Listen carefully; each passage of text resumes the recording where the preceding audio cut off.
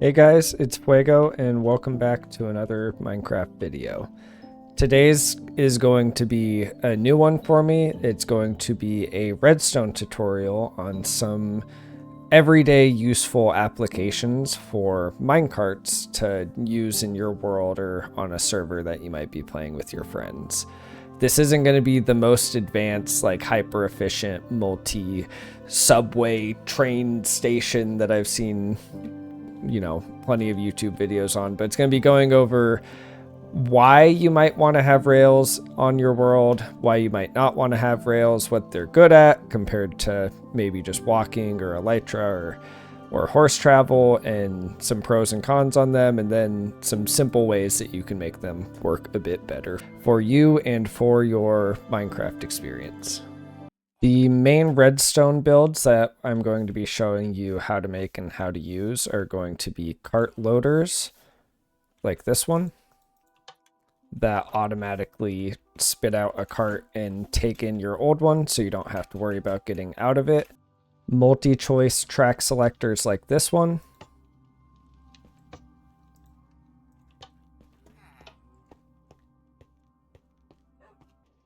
And track direction switchers like this one.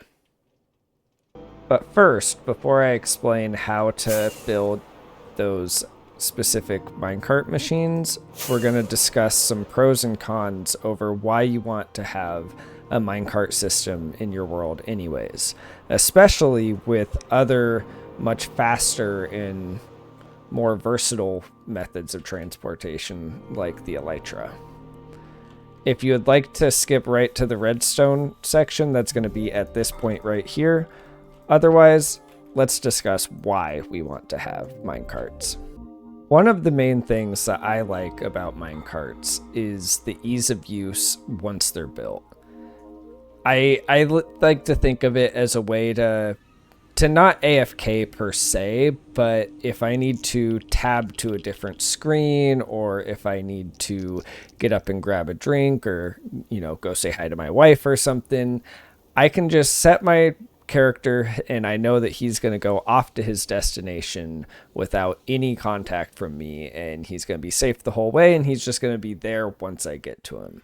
As opposed to every other method of transportation in this game, you have to actively be in control of the game the entire time. Now, most of the time, I want to be playing my game. I don't want to just have it passively sitting, but I think it can be nice, especially for longer distances or more tedious things. Like, I've traveled a couple thousand blocks now in the time of taking this clip without touching anything more than my mouse, just to move around and be cinematic. Whereas every other thing, I'd have to be actively looking around, seeing where I'm traveling, the works. Another really important reason that I think that minecarts are good is aesthetics, the vibe, the fact that you can customize a tailor-built tunnel or path or whatever you would like for your minecart to be in. Now, this is twofold. One, the game's all about building. It's a giant sandbox. It's about exploring your own creativity and imagination. And it's just another thing that you get the chance to build in the game. And I think anything that, gives you an idea is a good thing. Any project to work on. Now, the counterpoint to that is they're pretty expensive to build. On the builds that I'm showing you currently, this is a private server between me and some friends, and we've got a fair amount of farms and everything built up at this point to where we can get resources quite easily. But it's definitely not everybody's going to have an entirely powered rail track at the beginning of the game. But you can always start simple and work your way up. Usually you don't need a ton of minecarts other than maybe to go down into your actual mine until you're pretty far into the game anyways. But on our server, we didn't have elytra for the first 2 years of having this server. And so we all pretty much worked together to build different paths for us to get around the world and see each other's places without having to be terribly close to one another. Another benefit is safety. when night is falling and you have a long trek you need to go, but you don't have a bed to sleep in, it can be scary. And so this gives you a way to have an enclosed space to travel. And if you're going to build yourself a nice safe tunnel to go down, why not make it a little faster? Especially when you're earlier in the game, you don't have elytra yet, maybe you don't even have a horse yet. This can be a nice, safe, slightly faster than walking way to get from destination to destination. And the one that I think everybody can agree on is it is the absolute best way to travel underground, whether that's caves or mines or that you've dug out yourself or just anywhere down below. It's going to be the easiest, because if you have to build a tunnel big enough for you to fly in, for the most part, it's going to be a little treacherous unless you're making all of the walls perfectly smooth. Because if you're flying by with the elytra on here and you clip into any one of these little pockets or side chutes, it could be game over pretty quickly. And it's just a nice, simple way to get distances underground. So now that we've gone over some of the pros and cons of minecarts, I'll go ahead and show you guys some of the little redstone tricks that you can use to make them maybe just a little bit more advanced than your basic minecart system. Before I get to showing you the finer details on the redstone, let's go over a little bit of redstone basics. First, we have the 4 types of rail in the game. We have basic iron rails. These ones you just roll over. You don't get any speed boost. You don't get any special effects or anything, but they're going to be the bulk of the rails that you place down. Next, we have powered rails, and when powered up with a redstone source, and you'll see the texture change, these will give you a speed boost when you pass over them. Or if they are next to a solid block, they will automatically launch your cart the second it goes, such as with this button here. But then when not activated, they will stop your cart. The same thing if I were to push a cart onto this, it's going to slow down and have a braking effect when not powered. After that, you have the detector rails. These ones are kind of easy to remember because they have a big gray button on them. And basically think of it like a pressure plate, but on a rail. When there's a minecart on it, it powers up the block that it's on and adjacent blocks. This can be used to combine with powered rails or to combine with turning the cart or any number of other things. In the cart loader later on, I'll show how it can be used to activate redstone beneath in order to have the timing for the loader to work properly. And then last but not least is the activator rail. I say but not least, but this one is probably the least likely to be used in a typical build setting. And part of that reason is because using cactuses, you can get the same effect, but functionally a better effect. What these do, and you'll notice as the cart is shaking, this kind of hints at it, is as soon as you ride onto these when they're powered, it'll kick you off of the cart. So I can't even get in the cart because of the effect that it supplies. The reason I say cacti are better at this effect is if I were to ride my cart into this cactus over here, it'll automatically break the cart. And with some careful placement of blocks and minecarts, you can have it automatically pick that cart up and put it into a cart loader system, just like this. So for the most part, I don't like using them. Another reason is because you have to have a way to deactivate them if you're coming from a direction where you don't want to get off of the cart. So if you have a single cart line, and let's say you want to have it automatically kick you off at the end, well, that means as soon as you start your cart ride, it would kick you off as well. So you have to have a way to power and depower them coming from certain angles, so it can add some complexities. And then next we're going to go over a couple of basic logic gates useful for minecart building. The first one is going to be NOT gates or inverted redstone torches. This is mostly going to be useful in the case of placing normal carts onto a turn. So depending on the location of where you are building, minecart tracks will always turn a certain direction.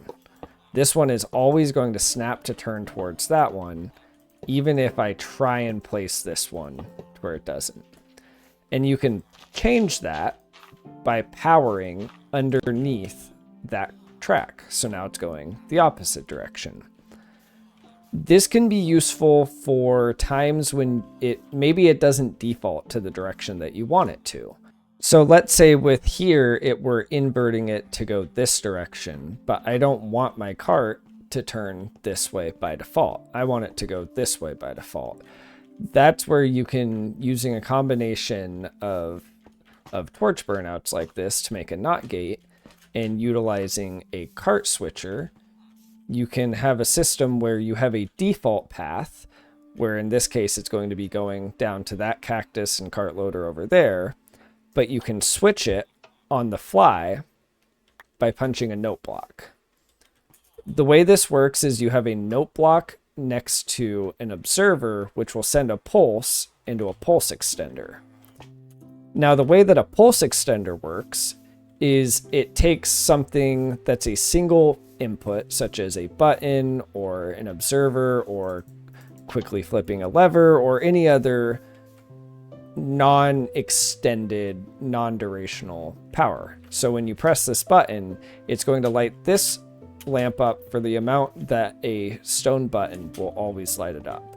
By putting it into a pulse extender like this lamp over here is going to light up for significantly longer. This can be especially useful if you want to have your turn block, the block that you punch on the way towards the turn, earlier than a last minute one like this. You can make a pulse extender longer by adding more comparators in this same position, just like this, and you'll get an even longer signal. So if I were to place this now, it should go for even longer than what it had gone the last time. And you can use that to more fine-tune how the system works inside your world. One thing of note when you're building this style of comparator pulse extender, you have to have an input coming from a repeater on the second notch. So this is a default repeater and then one notch in.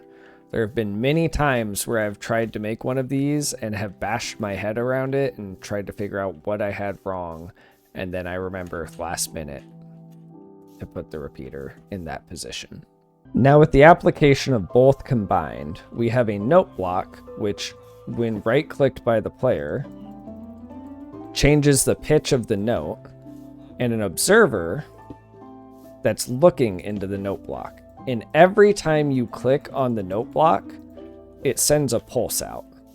So that pulse can be used to activate any redstone source, but it only goes for a very short duration. So as you could imagine, trying to change the track with that small of a window is too tight. So when you combine this, in the terms of this vertical stack right here, with a pulse extender into the NOT gate, we get a track that goes in the direction we want most of the time, which is going to be straightforward. We get it to now switch for just long enough that the cart can go in another direction that we didn't want to have our main. In a real world case of this track here goes between my friend and mine house. Normally, I don't need to go off on this side chute, as it just takes me to one of my redstone farms, or to a super smelter actually. But sometimes I'd like to go over here. So I have it set to default to go between my house and my friends, and then I just have to right click on that one block when I want to change directions. For me, that's the primary thing that I add to all of my cart systems, is a way to switch between the places that I'm going. Or like this one, which takes me down underneath into my base instead of where I normally have my carts end up. While we are at my place on that server with my friends, I'll show you a simpler way to have multiple cart tracks without having the fancy cart loader that breaks and automatically collects your cart. We'll show that last. This is a section where I have 4 different buttons all within reach of my cart that each take me to a different place. I could add more if I had more places to go, but the more that you add, the less redstone space you get to move the lines off, and it gets complicated fairly quick. But these 3 take me to different sections of my mine, and then this one kind of functions as like emergency exit kind of thing. Let's say I needed to go somewhere quick, and I don't know, it's more fun than anything. And that's the whole point. Sometimes you just want to have a goofy minecart system just for fun. Now behind the scenes in here, it looks a little messy. So this one right here has no redstone coming out of it. This is the default path that will take me down into this mid-level of my mine. This is where I have a few villagers related to mining, and then it can take me off to another section of the mine if need be. The other 2 buttons, one switches this track to make me go down that way, and the other switches this track to make me go off that way to the mine that I had showed you guys earlier on. The way that I have those set up is as simple as you would expect. Just 2 different redstone lines that go down and activate different sets of rails. Now this is where minecart, they become very annoying at this stage until you get them set up, and then they're a fantastic thing to add to your game. So what I did was I would send a cart down, and I timed how long it took from pressing the button up there for the cart to pass over this section of this cart here. And that was 11 seconds. And so then what I did was I built a pulse extender that was just slightly longer than that, in case for whatever reason the game lags or I got out of my cart for a second or whatever happens. And then I just extended a line of redstone that goes all the way down, extended by repeaters when necessary, to this specific button. I even have a button here to show what I was doing when I was timing it. And I would just sit here, and it took a little bit and it was a little annoying, but as soon as you get it done, you never have to do it again. As long as you don't pour water down where you have all your redstone. That would be a very bad idea. And then I just did the exact same thing over here.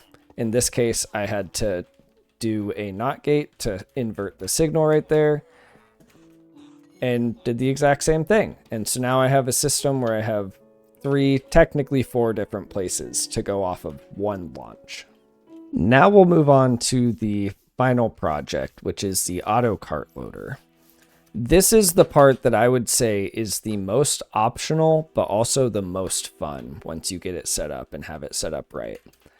It is going to be a little bit circumstantial on the exact placement of tracks, as you can see between this example here and this example here. Functionally, these are the exact same thing in terms of redstone, but which tracks you use, sometimes you might need to have, you might want to have the activator instead of the cactus, or in addition to the cactus, I should say. Maybe you want to get off, like you have a, I don't know, a doorway right here, and this is where you want to specifically be getting out. That's completely fine. Or let's say you want the tracks to combine right at next to each other where they're side by side. There's different things you can do with that. The further away that you have your cactus placed, though, will result in using a lot more hoppers. So if you don't have a lot of iron, you might want to consider the more condensed version that we have right here. For the most part, it's all fairly simple redstone. So right here, we have a stack of a dispenser and a dropper, just one right on top of the other. And to place that, you just shift click at the same time. And that's how you can place containers on top of others without opening them. And then we have a redstone line here. This is going to take a signal as soon as your cart passes over. This sends a signal over here that's going to, basically it delays until a cart gets spit up out onto the track, which is what allows the cart to send you off, and then it spawns in another cart afterwards. And then back here, this is sending the input from the button down into the dropper to spit a minecart up into the dispenser. You don't want to put any extra minecarts up into the dispenser because that's what's going to result in a double cart output like that. And you just want to avoid that. So you want the dispenser empty, and then you can put as many minecarts into the dropper and hopper as you feel like spending iron on. And then the only really not complicated, but I guess maybe obscure knowledge to build for this is going to be hiding a minecart inside of a cactus. Now, the way you do this is you don't want to have any other rails next to it. You'll place one rail down on top of this hopper here. And then when you have that rail right there, you'll place a hopper minecart on top of it.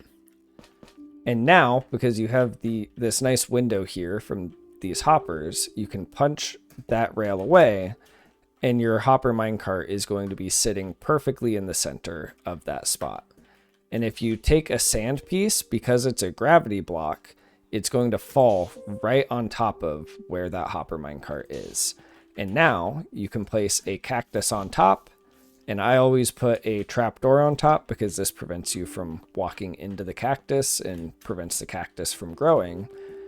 And then you place your final piece of cart, and now when a cart comes by, the cactus will automatically break the cart, and then the cart will get picked up either via the hopper minecart that's embedded into the sand or the hopper right in front of it. You can get away without this extra hopper here, or like in the case of over here, you can see the shadow there is I just have 2 hopper minecarts embedded there. So you can kind of change it up a little bit, maybe if you don't want the aesthetics of seeing the hopper, or if you don't like that you can fall down inside of it or something, but for the most part, it's a fairly simple system. The other most complicated part is going to be the actual track layout. So in the case of right here, you can see there's a torch down below. That's because this cart it kept wanting to switch the wrong direction in this specific spot. See, it wanted to loop around like this, and well, obviously you're not getting anywhere if you loop around backwards every time. So that's one of the kind of finicky weirdness with playing with minecarts, but after you build a few tracks, you start to learn what to do in all of those situations, and hopefully now you've got maybe a bit more of a fondness for minecarts and some more knowledge on how to use them in a practical way inside of your Minecraft world or server. If you guys like this, then go ahead and like and subscribe. This is my first time doing a redstone tutorial. I do have other redstone builds that I've been kind of working on from my own noggin, I guess. Most of these aren't like groundbreaking builds, but I think that they're approachable and simple. So if you guys want to see more stuff like this, then let me know. Otherwise, I have plenty of Let's Play content. So thank you guys for watching.